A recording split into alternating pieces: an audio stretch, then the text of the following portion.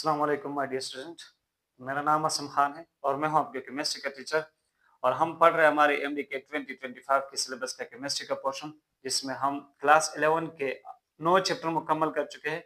और ये last chapter है, चैप्टर 10 एमडी के 10 सिलेबस के मुताबिक, जो कि हमारा क्या है, केमिकल बॉन्डिंग। केमिकल बॉन्डिंग में हम पहला लेक्चर दे चुके हैं, जिसमें हमने सिग्मा बॉन्ड के बारे में डिटेल से पढ़ा है। वहां पर भी हमने पाई बॉन्ड को थोड़ा सा टच दिया है, लेकिन आज हम पाई बॉन्ड को डिटेल से डिस्कस करने वाले हैं कि what is a pi bond.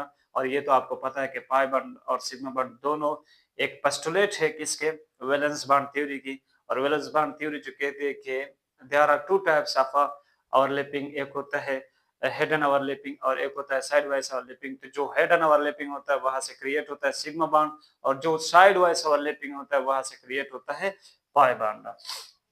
तो अब हम आज बात करते हैं पाई बॉन्ड की। तो हम इसका जो डिफिनेशन है वो तो आपको पता है कि साइड वाइज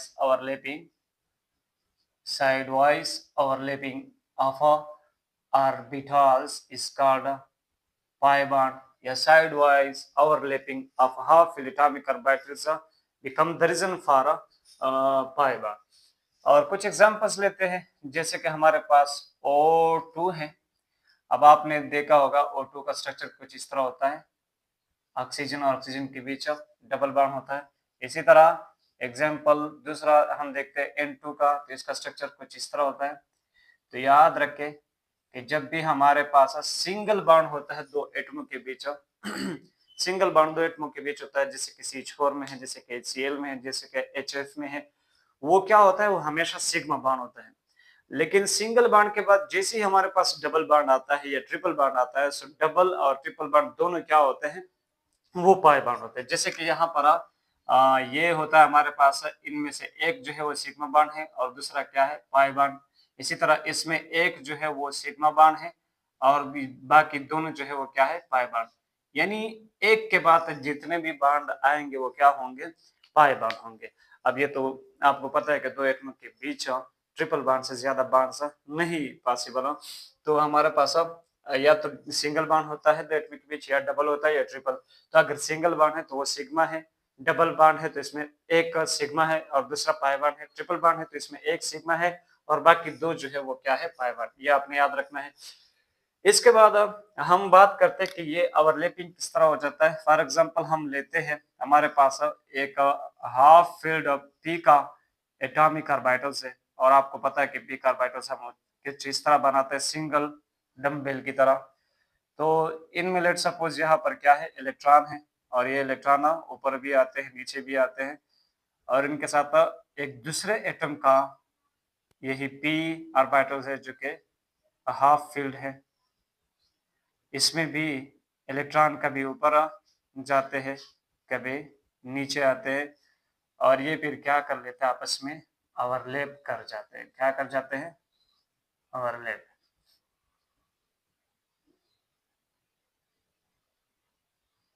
ये ओवरलैपिंग जो आपको नजर आ रहा है, this overlapping is called pi bond. इसको हम क्या कहते हैं, पाई बॉन्ड कहते हैं। यानी यहाँ पर अगर मैं आपको इस तरह से दिखा सकूं, तो लेट सपोज ये किसी एक एटम का half field p atomic orbitals है और ये दूसरे एटम का p ऑर्बिटल्स है। तो ये अगर इस तरह मिलते तो ये तो हेड एंड ओवरलैपिंग होता और यहाँ से सिग्मा बॉन्ड क्रिएट होता। लेकिन यहाँ पर जो आपको दिखाई दे रहा है वो किस तरह मिल रहे हैं, एक दूसरे के साथ इस तरह मिल रहा है। यानी कभी यहाँ पर इनके इलेक्ट्रॉन कभी ऊपर चलते हैं, तो जब ऊपर होंगे, इसलिए तो मैंने डॉटेड लाइन से शो किए हैं, तो जब ऊपर होते हैं तो वो इस तरह मिल जाएंगे, नीचे वाले खुल जाएंगे, और जब नीचे जाएंगे तो इस तरह से नीचे से वो ओवरलैप करेंगे। यानी वो बार बार इस तरह ओवरलैप करते हो, ऊपर नीचे। और दैट्स व्हाई हमारा पाई बॉन्ड जो होता है वो सिग्मा बॉन्ड से क्या होता है, वीक होता है, क्योंकि सिग्मा बॉन्ड हमारे पास बस एक ही जगह पर ओवरलैप कर जाता है और बस वो यहाँ पर एग्जिस्ट करते हैं, लोकल हो जाते हैं, जबकि पाई बॉन्ड वाले इलेक्ट्रॉन डीलोकलाइज्ड हो जाते हैं। और इस वजह से वो किसी भी इलेक्ट्रोफाइल के लिए अटैकिंग के लिए इजीली अवेलेबल होती है, कि कोई भी इलेक्ट्रोफाइल आकर इसके ऊपर अटैक कर सकता है। इसके बाद हम अब इन O2 में जो ये पाई बॉन्ड बन चुका है, ये किस तरह बन चुका है, हम इसको थोड़ा सा देख लेते हैं। तो हम एग्जांपल नंबर 1 यानी O2 की अगर हम बात करें, तो यहाँ पर एक ऑक्सीजन एटम है जिसका मैं जरा माइक चेक कर लूं। हाँ, तो इसका एटॉमिक नंबर क्या होता है? 8 होता है। लेट सपोज नहीं बल्कि यकीनन इसका एटॉमिक नंबर जो होता है वो 8 होता है। सो हम इसकी इलेक्ट्रॉनिक कॉन्फ़िगरेशन करते हैं 1s2 2s2 2p4। ये तो आपको आता है और उम्मीद भी करता हूँ कि आपको आता होगा।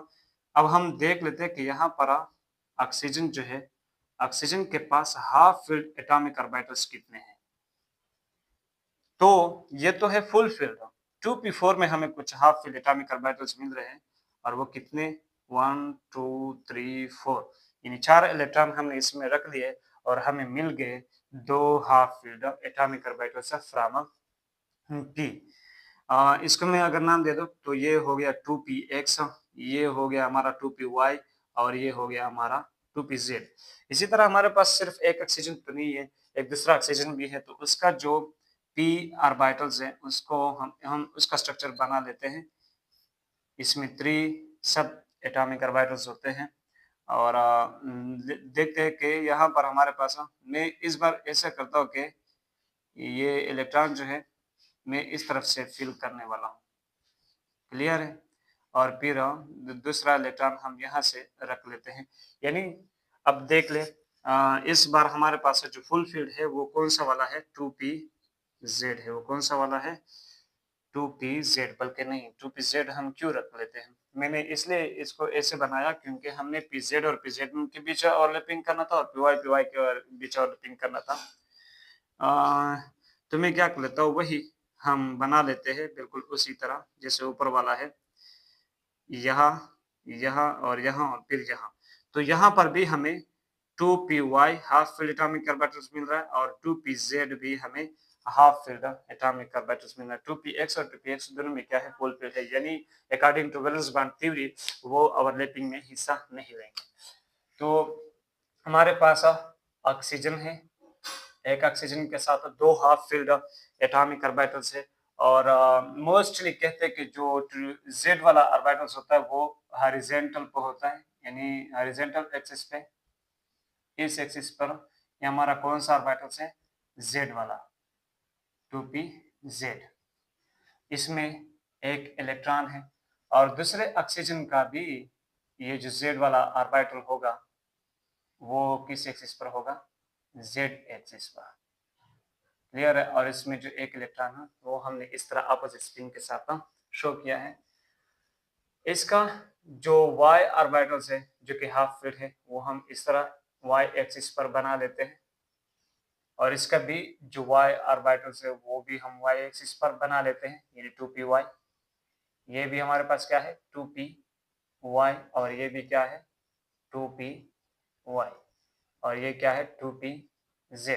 और ये मैंने आपको कहा है कि हमारे पास जो ओवरलैपिंग हो सकती है वो py के बीच हो सकती है, pz के बीच हो सकती है, px के बीच हो सकती है, जबकि px py के बीच या py pz के बीच जब उन दोनों का एक्सिस चेंज हो तो उनके बीच नहीं हो सकता।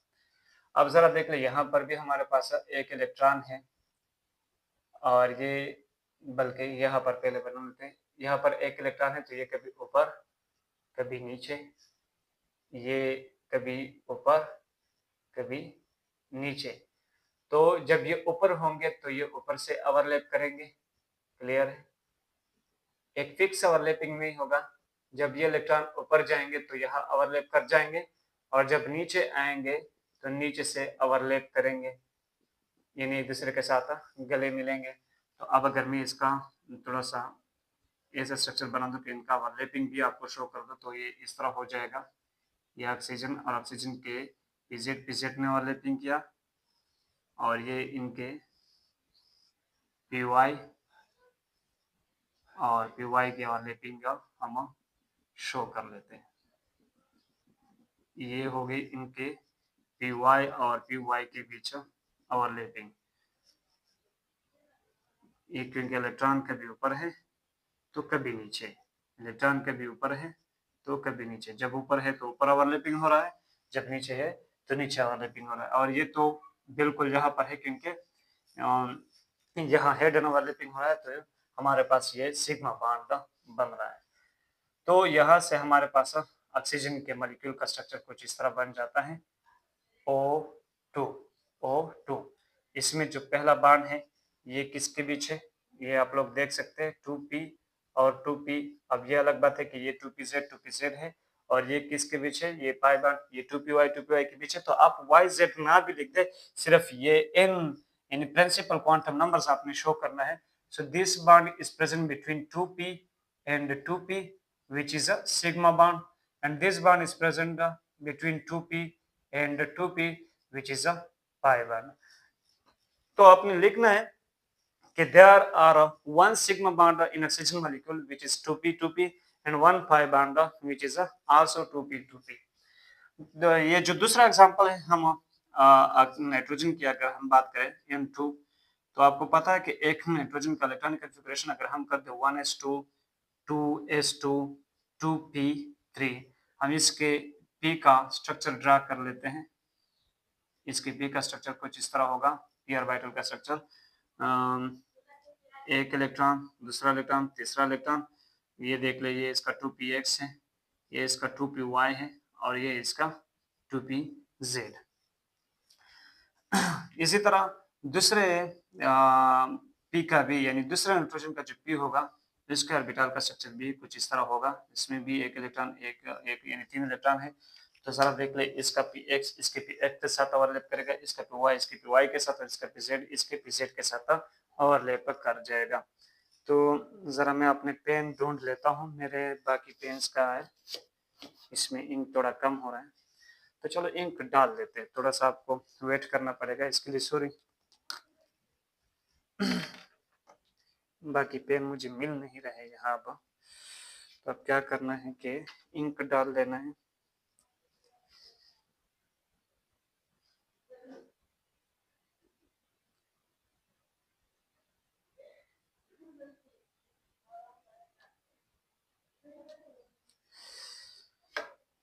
गुड, इंक डाल दिया हमने। अब जरा देख लेते हैं कि इनके बीच बॉन्ड किस तरह बनेगा। तो ये मेरे पास एक नाइट्रोजन है और नाइट्रोजन का ये हो गया pz और pz, यानी ये 2pz वाला ऑर्बिटल है जिसमें एक इलेक्ट्रॉन है, और ये हो गया इसका py का एक लोब ऊपर एक लोब नीचे, और ये हो गया हमारा, लेट्स सपोज ये px है, px का एक लोब ऊपर एक लोब नीचे, और यहाँ पर दूसरा नाइट्रोजन है, उसका जो z है इसने इसके साथ क्या किया, ओवरलैप किया है और कौन सा बॉन्ड बना लिया है, सिग्मा बॉन्ड। और इसका जो py है वो ओवरलैप करेगा इसके py के साथ, क्लियर है। और इसका जो px है, px वो ओवरलैप करेगा इसके px के साथ, क्लियर है। ये ओवरलैप करेगा नीचे से px के साथ और ये ओवरलैप करेगा नीचे से py के साथ। यहाँ पर भी एक इलेक्ट्रॉन है, तो कभी ऊपर और कभी नीचे। यहाँ पर भी एक इलेक्ट्रॉन है, तो कभी ऊपर और कभी नीचे। यहाँ पर भी एक इलेक्ट्रॉन है, कभी ऊपर और कभी नीचे। इसी तरह यहाँ पर भी एक इलेक्ट्रॉन है, तो कभी ऊपर और कभी नीचे। जब ऊपर होगा तो ऊपर ओवरलैपिंग हो जाएगा, जब नीचे होगा तो नीचे ओवरलैपिंग हो जाएगा। इसी तरह हमें नाइट्रोजन और नाइट्रोजन के बीच कौन सा बॉन्ड मिल रहा है, ट्रिपल बॉन्ड मिल रहा है। यहाँ पर देख सकते हैं आप लोग, इसका स्ट्रक्चर यहाँ पर हमने ऑलरेडी बनाया हुआ है। So this is a pi bond, this is a sigma bond, क्योंकि हमारे पास जरा देख ले, एक पाई बॉन्ड ये वाला हो गया 2px और 2px के बीच, और एक पाई बॉन्ड ये वाला हो गया 2py के बीच, और एक सिग्मा बॉन्ड है 2pz के बीच। तो यहाँ पर ये जो पाई बॉन्ड सिग्मा बॉन्ड है ये भी 2p और 2p के बीच है। अब अगर आपने zx लगाना है तो वो भी आप लगा सकते हैं, ये 2pz के बीच है। ये वाला भी 2p और 2p के बीच है पाई बॉन्ड, और ये किसके बीच है, लेट्स सपोज ये 2px के बीच है, और ये वाला भी 2p और 2p के बीच है, जो कि 2py के बीच है। y x z लगाना आपकी मर्जी, लगाते लगा ले, नहीं लगाना तो ना लगा बस सिर्फ इसके साथ n की वैल्यू लिखा करें। तो इसी तरह हमारे पास जो नाइट्रोजन में बॉन्ड्स है वो टोटल 3 बॉन्ड्स है, यानी ट्रिपल बॉन्ड है इनके बीच। 2 इसमें पाई बॉन्ड है 2p वाले, और एक इनमें सिग्मा बॉन्ड है 2p वाला। अब हम बात कर लेते हैं कि हमारे पास पाई बॉन्ड के कुछ टाइप्स होते हैं। पाई बॉन्ड के टाइप्स, तो पहला जो टाइप है पाई बॉन्ड का, हम डायरेक्ट 3 बॉन्ड्स है 3 टाइप्स है पाई बॉन्ड के। एक होता है हमारे पास p pi bond, p pi bond, यानी p pi pi bond, p pi bond. मतलब ये है कि जब हमारे पास एक एटम का p और दूसरे एटम का p आपस में क्या कर रहा हो, ओवरलैप कर रहा हो साइड वाइज, तो इसको हम क्या कहेंगे, p पाई ओवरलैपिंग।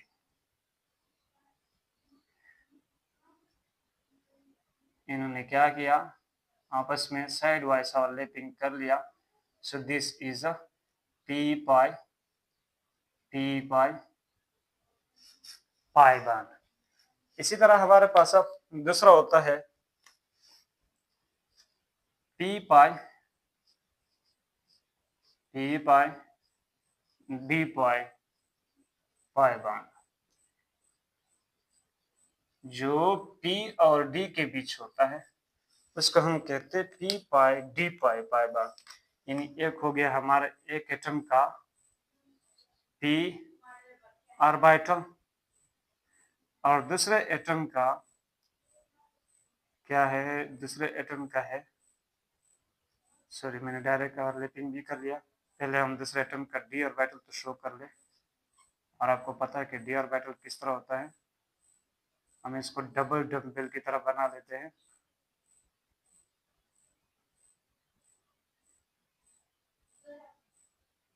ये हो गई दूसरे एटम का d ऑर्बिटल्स। तो ये आपस में क्या करेंगे, ओवरलैप करेंगे, और इसी तरह ये ओवरलैप कर जाएगा।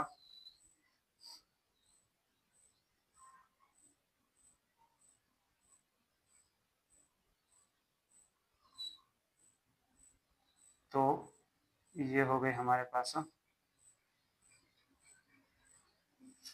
p पाई और d पाई के बीच ओवरलैपिंग, यानी सॉरी p और d के बीच ओवरलैपिंग, जिसको हम अब क्या कहेंगे कि this one is a p pi d pi bond. ये हमारे पास कौन सा पाई बॉन्ड हो गया, p पाई d पाई बॉन्ड।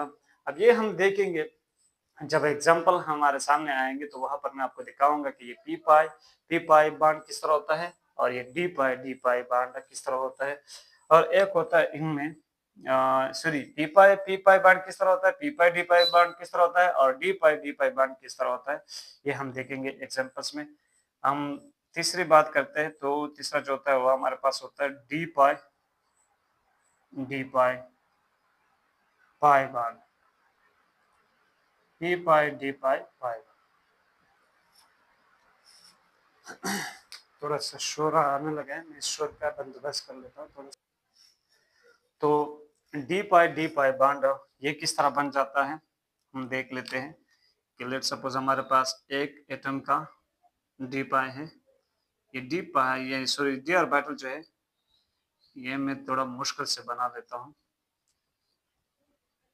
मतलब इनका बनना मेरे लिए थोड़ा मुश्किल हो जाता है। तो आप लोग थोड़ा सा वो करें, अगर इसका स्ट्रक्चर ठीक से ना बन जाए तो कोऑपरेट करें, मतलब इसको कंसीडर कर ले कि ये डी ऑर्बिटल सर ने बनाया है। अब ये ना कहें कि सर ये थोड़ा सा वो बन गया। ये हो गया हमारे पास एक एटम का डी ऑर्बिटल और ये दूसरे एटम का डी ऑर्बिटल। अब ये आपस में ओवरलैप करेंगे, जरा देख ले ये लोग बनाने वाला काम कब खत्म होगा। मैं तो अब इनसे थक के आया हूँ।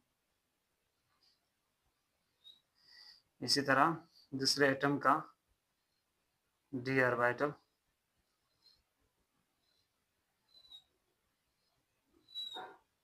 तो ये हो गई इनमें ओवरलैपिंग, और ये हो गया हमारे पास डी पाई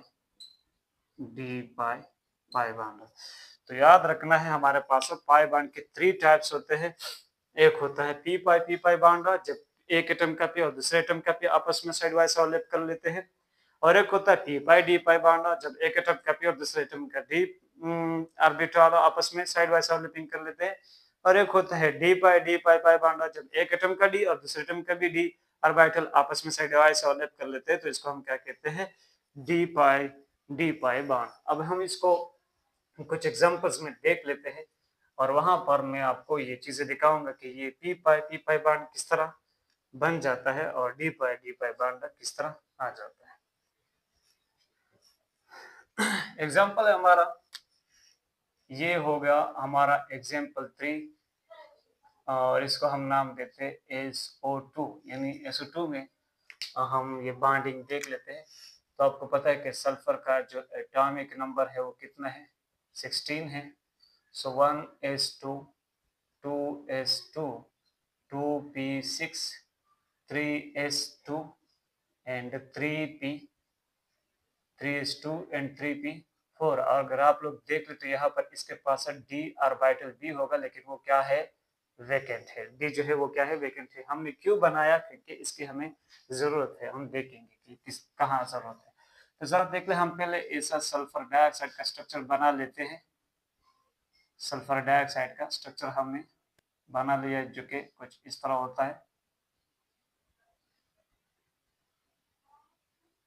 सल्फर डाइऑक्साइड।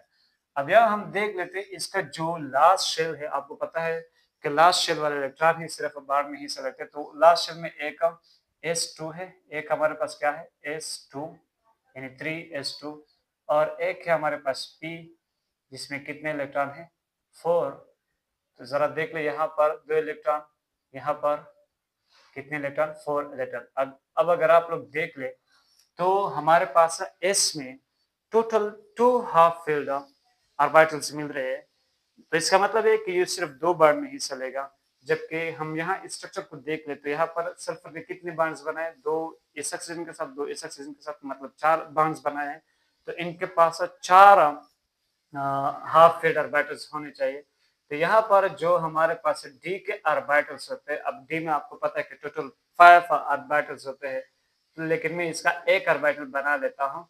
हम टोटल 5 ऑर्बिटल्स इसके नहीं बनाते। ये है डी का एक ऑर्बिटल, वैकेंट ऑर्बिटल। यहाँ पर 5 ऑर्बिटल है, ये टोटल पूरा हमारा डी का ऑर्बिटल है, जिसमें कितना ऑर्बिटल्स होते हैं, 1 2 3 4, 1 2 3 4 5, यानी 5 सब एटॉमिक ऑर्बिटल्स इसमें होते हैं। लेकिन मैंने इसको क्या किया, सिर्फ इसका एक लेकर आया, क्योंकि बाकी की हमें यहाँ जरूरत नहीं है। अब यहाँ पर क्या होगा, ये सल्फर का है ग्राउंड स्टेट, यानी अब इसको एनर्जी नहीं मिले, तो प्रमोशन के लिए ये वाला इलेक्ट्रॉन कहा जाएगा, ये इधर आ जाएगा और इसको कुछ एनर्जी मिलेगी, जिसको हम कहते हैं एक्साइटेशन एनर्जी। तो हमारे पास पी में टोटल कितने इलेक्ट्रॉन रह गए, पी में रह गए 3 इलेक्ट्रॉन, 1 2 3, और एक इलेक्ट्रॉन चला गया डी में। क्लियर है। अब हमारे सल्फर के पास टोटल कितने इलेक्ट्रॉन है, 4 इलेक्ट्रॉन है, यानी 4 हाफ फील्ड ऑर्बिटल्स है। एक 3p में 3 और एक होता है 3d वाला।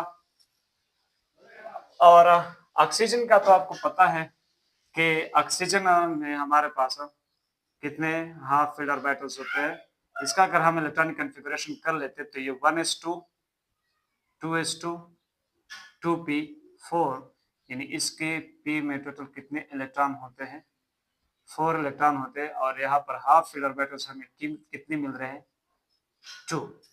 2 हाफ फील्ड ऑर्बिटल्स मिल रहे हैं। तो एक ऑक्सीजन भी 2 बॉन्ड्स बना रहा है, दूसरा ऑक्सीजन के पास भी 2 हाफ फील्ड ऑर्बिटल्स होंगे, तो वो भी 2 बॉन्ड्स बनाएंगे। तो यहाँ पर एक्साइटेशन की हमें जरूरत नहीं है, क्योंकि हमें पता है कि ऑक्सीजन 2 बॉन्ड्स बना रहा है यहाँ पर, और यहाँ इनके पास 2 हाफ फील्ड ऑर्बिटल्स है, तो इनको एक्साइटेशन की जरूरत ही नहीं है।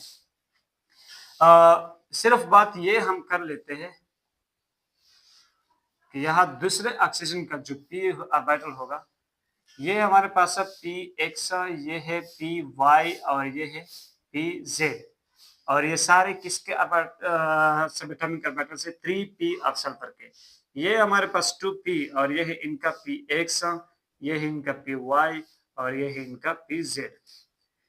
तो जरा देख ले, इसका पी वाई इसके पी वाई के साथ ओवरलैप करेगा और इसका पी जेड इसके पी जेड के साथ ओवरलैप करेगा, लेकिन इसका पी एक्स इसके पी एक्स के साथ ओवरलैप नहीं कर सकता।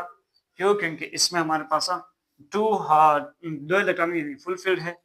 अब अगर मैं क्या कर लूं, इसको भी इस तरह बना लूं, बिल्कुल इसी तरह, तो जरा देख ले, यहां पर भी हमारे पास पी एक्स जो है वो फुलफिल्ड हो गया। तो ये वाला पी एक्स ना तो इसके साथ ओवरलैप कर सकता है according to valence bond theory, ना इसके साथ ओवरलैप कर सकता है, क्योंकि ये दोनों फुलफिल्ड है। तो हमने इसको इस बार क्या बनाना है, सिंगल बनाना है, और इसको हम क्या कर लेते हैं, डबल बना लेते हैं। तो इस वाले ऑक्सीजन में हमें जो पी एक्स है और पी वाई वो हाफ फील्ड मिल रहे हैं, जबकि पी जेड जो है वो हमें कौन सा मिल रहा है, फुल फील्ड। यहाँ पर थोड़ा सा शोर हो रहा है, मैं शोर को साइलेंट कर दूं यार। अब जरा देख ले, अब हमारे पास ये बात क्लियर हो गई। ये पी जेड जो है, ये पी जेड इसके साथ ओवरलैप करेगा, ये पी वाई ओवरलैप कर सकता है इसके साथ, और पी एक्स ओवरलैप कर सकता है इसके साथ। क्लियर है? और ये वाला पी वाई जो है ये फिर ओवरलैप करेगा इसके डी के साथ। क्लियर है? तो हम बना सकते हैं कि लेट सपोज हमारे पास सल्फर के टोटल कितना ऑर्बिटल्स है, सल्फर के है हमारे पास ऑर्बिटल्स 1 2 3 4। एक है इसका पी एक्स, एक है इसका पी वाई, एक है इसका पी जेड, और एक है इसका डी वाला ऑर्बिटल। अब डी में भी हमारे पास मुख्तलिफ ओरिएंटेशन होते हैं, d x y, d y z, d z x, d x square y square and d z square. मैं इसको इनमें से कोई भी ले सकता हूँ, क्योंकि हमने एक ही लेकर आए हैं उन 5 सब एटॉमिक ऑर्बिटल से, तो ये इनमें से कोई भी हो सकता है। इनमें है हमारे पास एक इलेक्ट्रॉन और इन सब में हमारे पास एक एक इलेक्ट्रॉन है। इसके साथ हम ऑक्सीजन का बना लेते हैं कौन सा वाला, पी एक्स वाला, यानी ये वाला, और इनके साथ हम बना लेते हैं उसी ऑक्सीजन का पी वाई वाला। ये हो गया पी एक्स, ये हो गया हमारा पी वाई, और इनके साथ हम बना लेते हैं पी जेड। तो पी वाई और पी वाई ये भी इस्तेमाल हो गए, और ये जो पी जेड है, ये पी जेड ये यहाँ पर इस्तेमाल हुआ, यानी ऑक्सीजन का पी एक्स जो है वो यहाँ पर इस्तेमाल हुआ, ऑक्सीजन का पी वाई जो है वो यहाँ पर इस्तेमाल हुआ, इस ऑक्सीजन का पी जेड जो है वो यहाँ पर इस्तेमाल हुआ, और ये वाला पी वाई हम इस डी के साथ इस्तेमाल कर लेते हैं। क्लियर है? तो ये देख ले, अब ये होगा हमारे एक ऑक्सीजन का सिग्मा बॉन्ड, ये हो गया हमारे पास एक ऑक्सीजन का कौन सा बॉन्ड, सिग्मा बॉन्ड, और ये है 3p और 2p के बीच सिग्मा बॉन्ड। ये सारे कौन से वाले हैं, 3p और 3d, और ये सारे कौन से वाले हैं, 2p। तो आपको पता है कि एक ऑक्सीजन एक सिग्मा बॉन्ड बना रहा है सल्फर के साथ, और दूसरा पाई बॉन्ड बना रहा है, तो ये हो गया हमारा पाई बॉन्ड। ये भी किस किस के बीच है, ये इसको मैं सिर्फ सिंबल दे दूं, ये हमारा कौन सा बॉन्ड हो गया, पाई बॉन्ड। ये भी 3p और 2p के बीच है। दूसरा ऑक्सीजन का ये बॉन्ड जो है ये क्या हो गया, सिग्मा बॉन्ड, और ये कौन सा बॉन्ड हो गया, 3p 2p सिग्मा बॉन्ड, और ये हो गया उसी ऑक्सीजन का सल्फर के साथ पाई बॉन्ड। तो ये भी कौन सा बॉन्ड है, अब ये देख लीजिए 3d और 2p, यानी this one is p pi, this one is p pi d pi pi bond, and this one is p pi pi bond।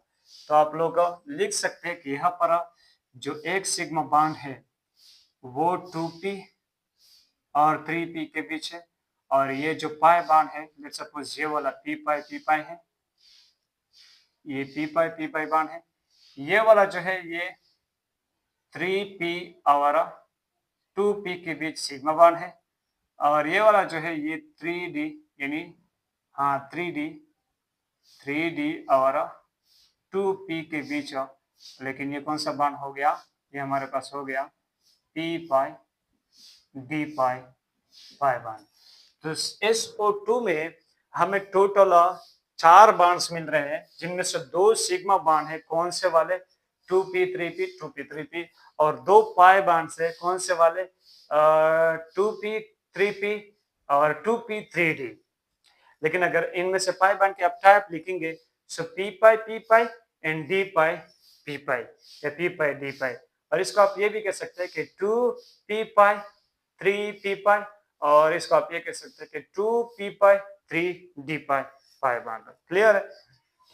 ये हो गया हमारे सल्फर डाइऑक्साइड की स्टोरी।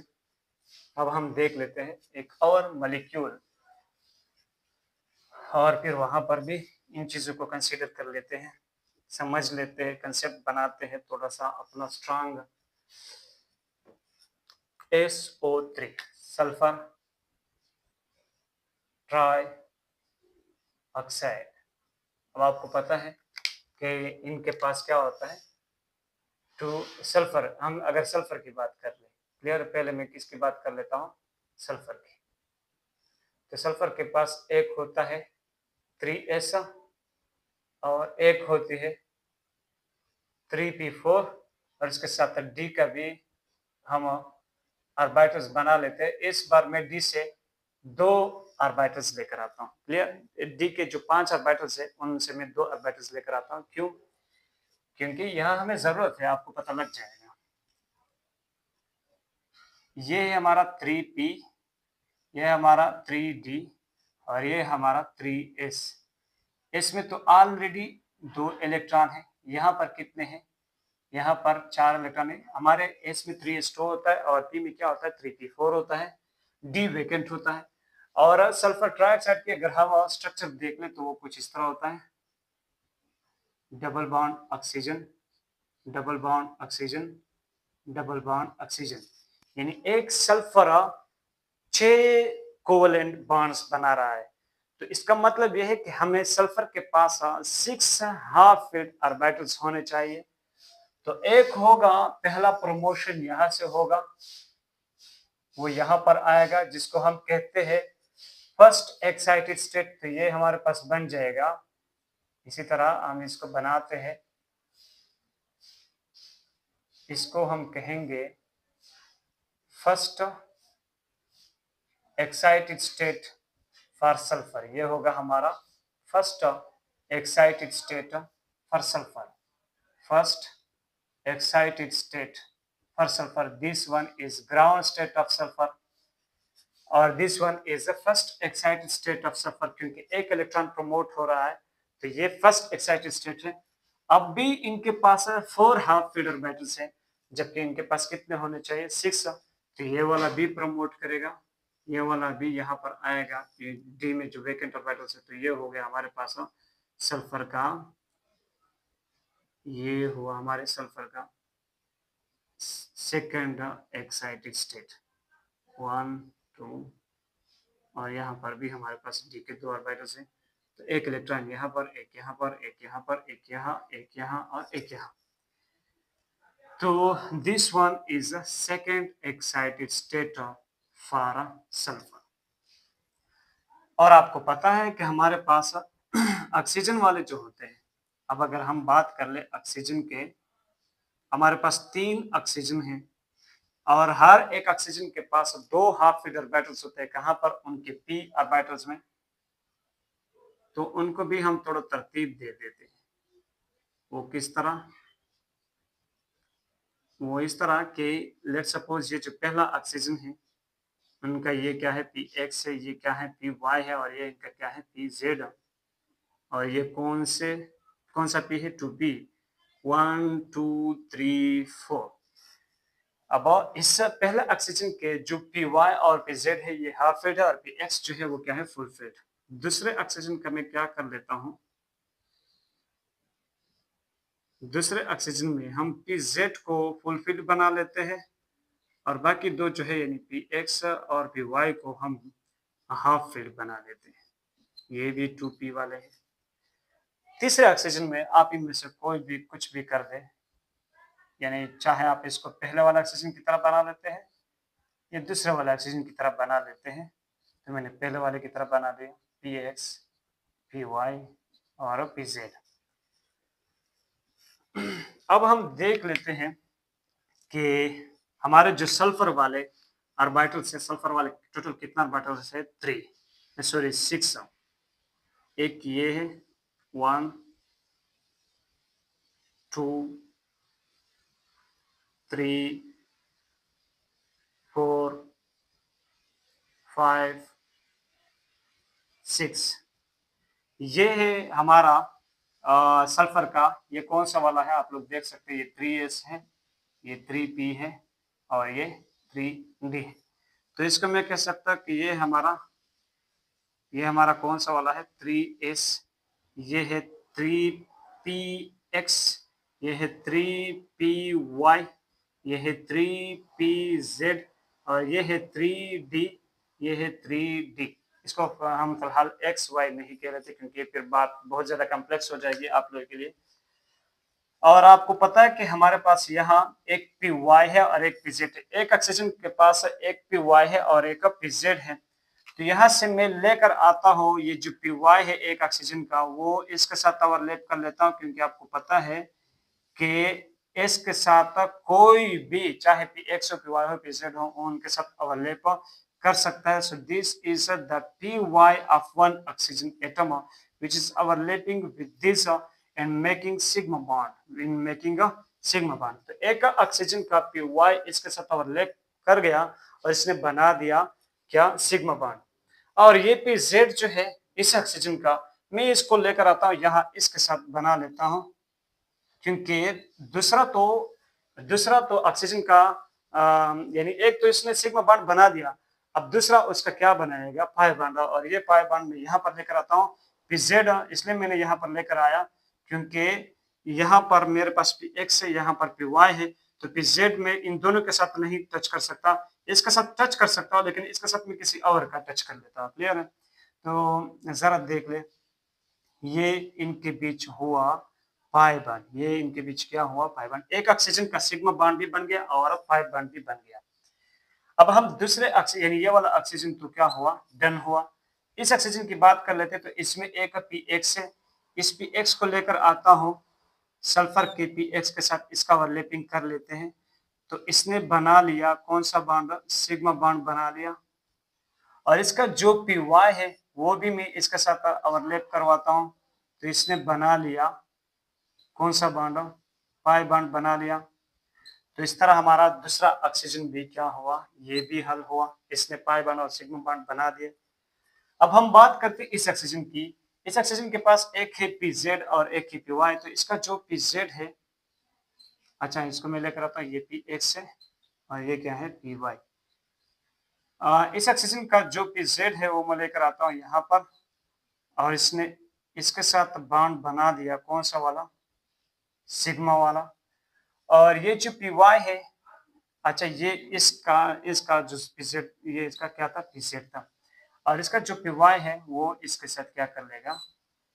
ओवरलैप करेगा। लेकिन कौन सा बॉन्ड बनाएगा? जरा देख ले, इसका पीजेड जो था वो इसने इसके साथ सिग्मा बॉन्ड बना दिया। अब इसका दूसरा बॉन्ड कौन सा बनेगा? पाई बॉन्ड, और वो यहाँ पर बनेगा, ये हो गया हमारा पाई बॉन्ड। किसके बीच? पी वाई और 3d के बीच। अब जरा आप लोग देख सकते हैं हमारे पास जो सल्फर है उनमें 3 सिग्मा बॉन्ड से 1 2 3 और 3 पाई बॉन्ड से 1 2 3। सिग्मा जो है वो कौन से वाले हैं? उनमें से एक है 3s 2p। ये सारे क्या है? याद रखिए ये सारे क्या है? 2p है।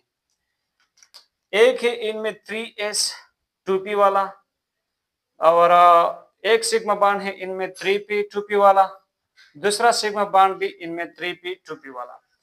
तो एक तो इसमें हो गई 3s 2p वाला सिग्मा बॉन्ड और एक हो गई इसमें 3p 2p वाला पाई बॉन्ड।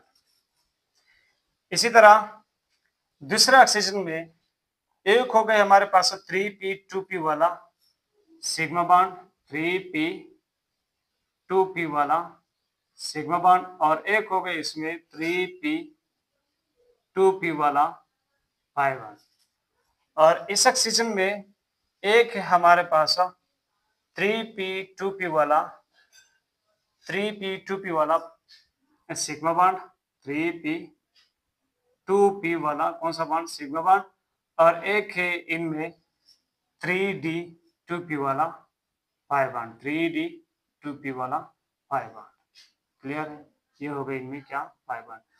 तो आप लोग कह सकते हैं कि there are total 6 covalent bonds in SO3 in which 3 is pi bond and 3 is sigma bond. In the 3 sigma bond, one is 3s2p sigma bonds and the other 2 is 3p2p sigma bonds.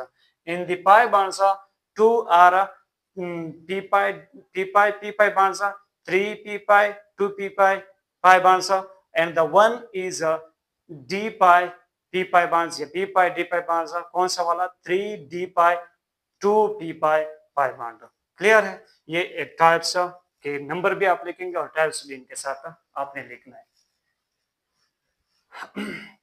अब यहाँ आपसे मैं एक question कर लेता हूँ, तो आपने वहां पर आप मुझे बताना है कि इनमें टोटल कितने सिग्मा बॉन्ड्स है और कितने पाई बॉन्ड्स है और किस टाइप्स के हैं। तो क्वेश्चन नंबर 1 आपने मुझे बताने हैं H2O में कितने सिग्मा बॉन्ड्स है, NH3 में कितने सिग्मा बॉन्ड्स है, टाइप्स कितने सिग्मा बॉन्ड्स कितने पाई बॉन्ड्स, और इसी तरह कार्बन डाइऑक्साइड में कितने पाई बॉन्ड्स कितने सिग्मा बॉन्ड्स, और इसी तरह CH4 में कितने सिग्मा बॉन्ड्स कितने पाई बॉन्ड्स, और इसी तरह C2H2 में आपने बताने कितने सिग्मा बॉन्ड्स कितने पाई बॉन्ड्स, टाइप्स भी। और इसी तरह C2H4 में कितने सिग्मा बॉन्ड्स कितने पाई बॉन्ड्स, टाइप्स भी और नंबर भी। और एक लास्ट वन आपसे कह दो कि H2SO4 सल्फ्यूरिक एसिड में भी आपने बताने हैं कि इसमें टोटल कितने सिग्मा बॉन्ड्स है और कितने पाई बॉन्ड। एक और एग्जांपल है वो मैं आपके साथ खुद करना चाहता हूँ।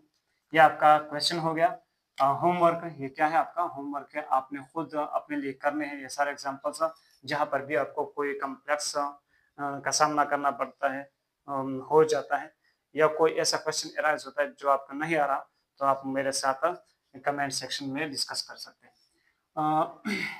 अब हम एग्जांपल नंबर 4 की बात कर लेते हैं, जो हमारा अपना है। वो हम कहते हैं कि H3PO4 में कौन कौन से सिग्मा बॉन्ड्स है, कौन कौन से पाई बॉन्ड्स है। तो हम यहाँ पर पहले अगर बात कर ले किसकी, फास्फोरस की, तो फास्फोरस का एटॉमिक नंबर कितना होता है, 15। सो 1s2 2s2 2p6 3s2 and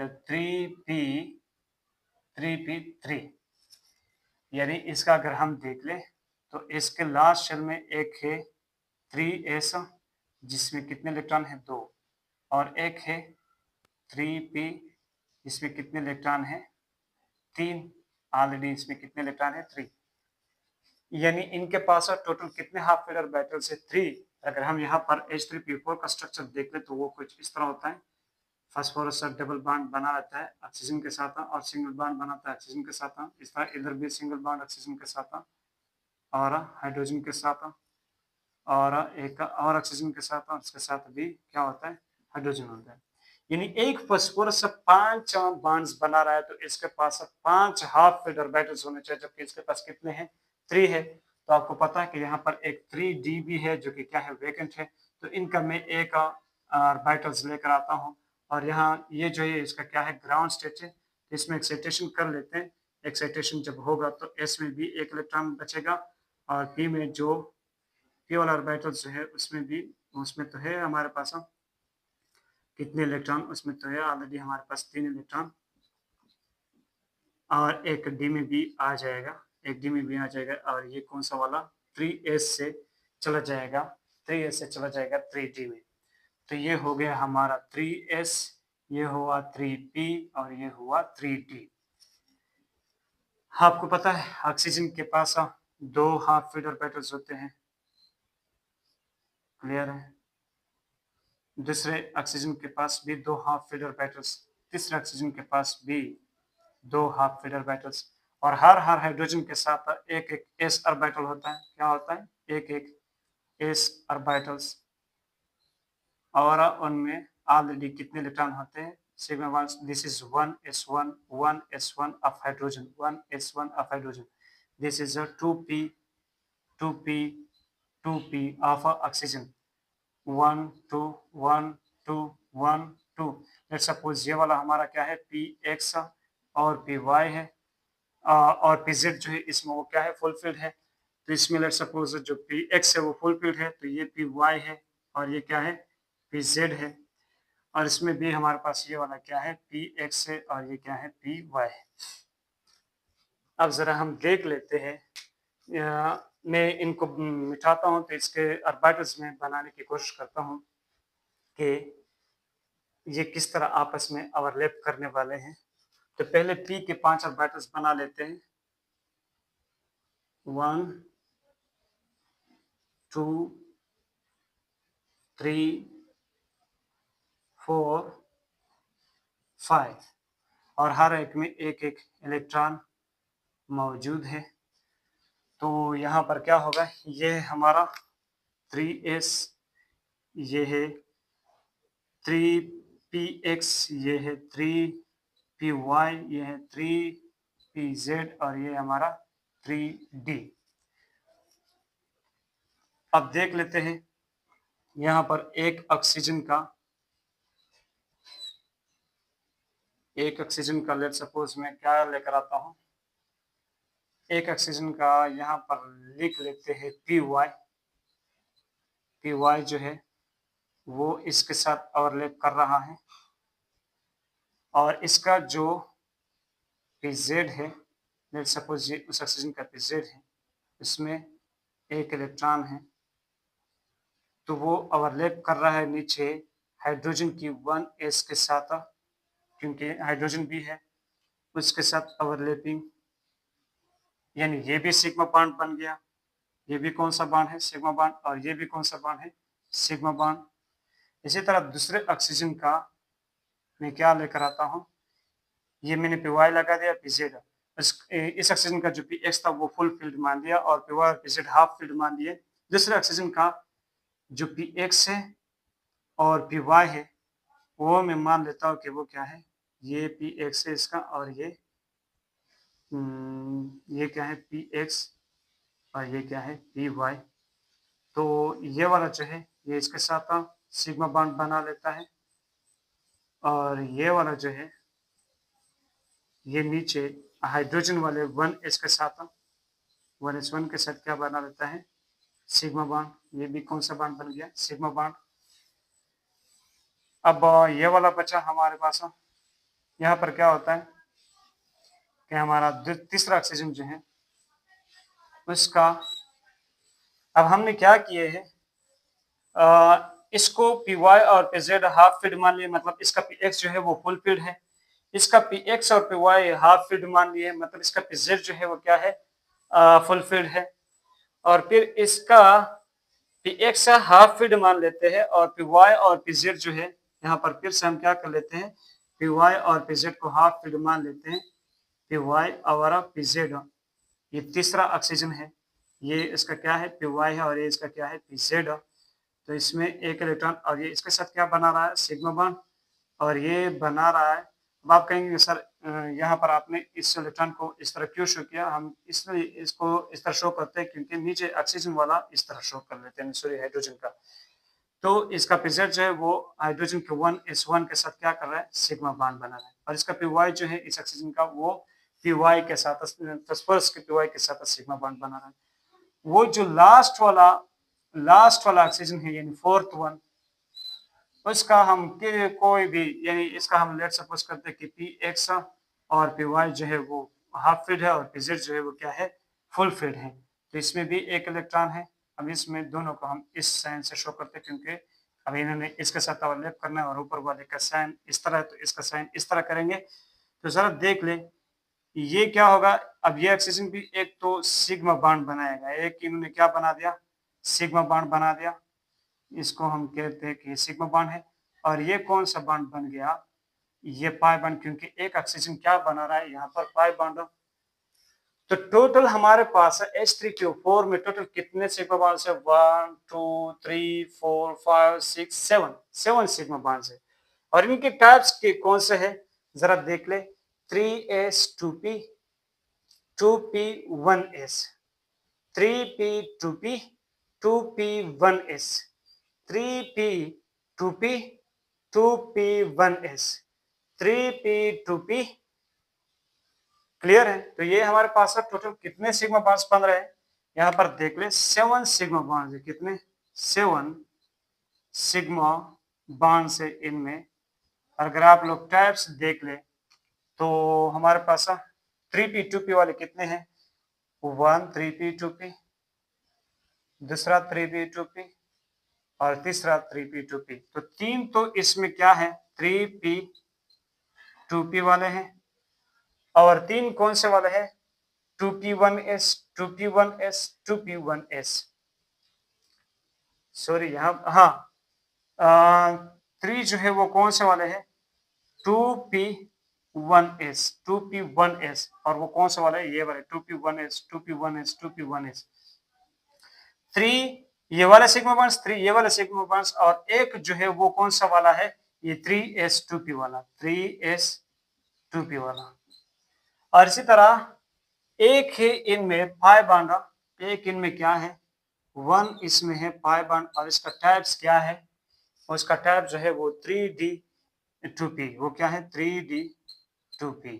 यानी this one is a d pi p pi bond, this one is a d pi या p pi d pi bond। तो हमारे पास टोटल 7 सिग्मा बॉन्ड्स है, 1 pi bond है। उन सब के टाइप्स भी हमने शो किए कि H3PO4 में कौन कौन से टाइप के सिग्मा बॉन्ड्स है, कौन कौन से टाइप्स के पाई बॉन्ड्स है। तो ये भी आपको समझ आना चाहिए। अच्छा, सबसे पहले आपने स्ट्रक्चर बनाना है मॉलिक्यूल का, तो आपको पता लगेगा कि इनमें कितने हाफ फेडर बैटल्स होने चाहिए, और फिर इसका अरेंजमेंट भी आप खुद करेंगे। तो यहाँ पर आई थिंक CH4 का स्ट्रक्चर आपको आ रहा होगा, H2O का भी, NH3 का भी, कार्बन डाइऑक्साइड का भी।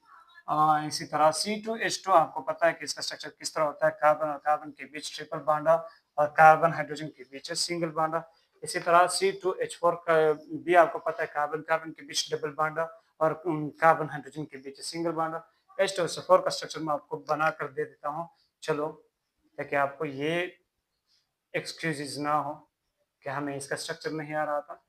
इसका स्ट्रक्चर ये है। बाकी कभी अगर आपको स्ट्रक्चर नहीं आता तो मुझे कह दे, मैं आपको कमेंट सेक्शन में इनका स्ट्रक्चर भी लिख कर दे दूंगा, या आप लोग देख लो यार, गूगल है, बहुत सारे बुक्स में भी हो गए, तो वहां पर आप इनका स्ट्रक्चर देख सकते हैं। अब हम बात कर लेते हैं कि what is the difference between pi bond and sigma bonds. Difference between sigma bond and pi bond. Pi bond और सिग्मा बॉन्ड में डिफरेंस क्या है? तो यहां पर हम लेते हैं सिग्मा बॉन्ड और इधर हम लेते हैं पाई बॉन्ड। तो पहला तो डिफरेंस ये है कि सिग्मा बॉन्ड जो होता है वो हमें मिल जाता है कहाँ कहाँ से? S और S के ओवरलैपिंग से।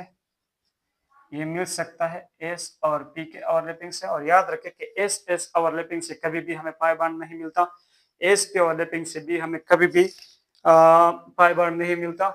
और इसका जो तीसरा हमें मिल सकता है वो P ओवरलैपिंग में से भी हमें पाई बॉन्ड मिल सकता है। लेकिन P और P से हमें P ओवरलैपिंग से भी हमें सिग्मा बॉन्ड मिल सकता है। लेकिन याद रखें कि यहाँ पर आपको P से पाई बॉन्ड भी मिल सकता है। किस तरह? यहाँ पर हम देख लेते हैं कि ये जो है ये हमें मिल सकता है P और P के ओवरलैपिंग से, P और D के ओवरलैपिंग से, D और D के ओवरलैपिंग से। तो ये इस तरह तीन हो सकते हैं। जो नहीं हो सकता वो हम देख लेते हैं, यानी जो ओवरलैपिंग पॉसिबल नहीं है वो यहाँ पर देख ले के PX और PY के बीच ओवरलैपिंग नहीं हो सकता। इसी तरह PY और PZ के बीच ओवरलैपिंग नहीं हो सकता। और जब जो हो सकता है, ये चीजें नोट करिए, डिफरेंस नहीं है पाई बॉन्ड और सिग्मा के बीच। पाई बॉन्ड और सिग्मा के बीच ये डिफरेंस नहीं है। मुझे कुछ चीजें याद आ गई जो मैंने आपको समझाना था। और वो क्या है कि पी एक्स पी वाई के बीच कभी भी ओवरलैपिंग नहीं हो सकता, पी वाई और पी जेड के बीच ओवरलैपिंग नहीं हो सकता। जो हो सकता है वो किसके बीच हो सकता है, पी एक्स के बीच, पी वाई के बीच, इसी तरह पी जेड और पी जेड के बीच, इनके बीच ओवरलैपिंग हो सकता है। दूसरा डिफरेंस जो है सिग्मा बॉन्ड और पाई बॉन्ड के बीच वो ये है कि pi bond sigma bond is strong bond. ये क्या है, वेरी स्ट्रांग बॉन्ड, ये बहुत स्ट्रांग होता है। This one is very strong, और आपको पता है कि इसकी एनर्जी ग्रेटर होती है, ये इक्वल होती है 80 किलो जूल पर मोल। 80 किलो जूल पर मोल से या तो ज्यादा हो सकती है या इसके इक्वल, इससे कम नहीं हो सकती। और ये थोड़ी वीक बॉन्ड होती, बल्कि बहुत ज्यादा वीक होता है, इसकी एनर्जी लेस होती है, ये इक्वल होती है 65 किलो जूल पर मोल। तीसरी डिफरेंस आप ये देख लें कि जो सिग्मा बॉन्ड है, इट टेक्स प्लेस फर्स्ट, ये पहले हो जाता है, यानी ये पहले बनता है। It forms after sigma bond, ये सिग्मा बॉन्ड के बाद बन जाता है। यानी पाई बॉन्ड बाद में बन जाता है, जब पहले सिग्मा बॉन्ड बन जाता है, क्योंकि सिग्मा बॉन्ड क्या होता है, वो काफी स्ट्रांग होता है। सिग्मा बॉन्ड क्या होता है, काफी स्ट्रांग होता है, तो जब पहले वो बनेगा उसके बाद क्या बनेगा, पाई बॉन्ड बन सकता है। तो ये याद रखें कि sigma bond forms first and pi bond forms after sigma bond. दूसरी बात ये कि पीपी से ये बन सकता है, ये पीडी और डीडी से बन सकता है।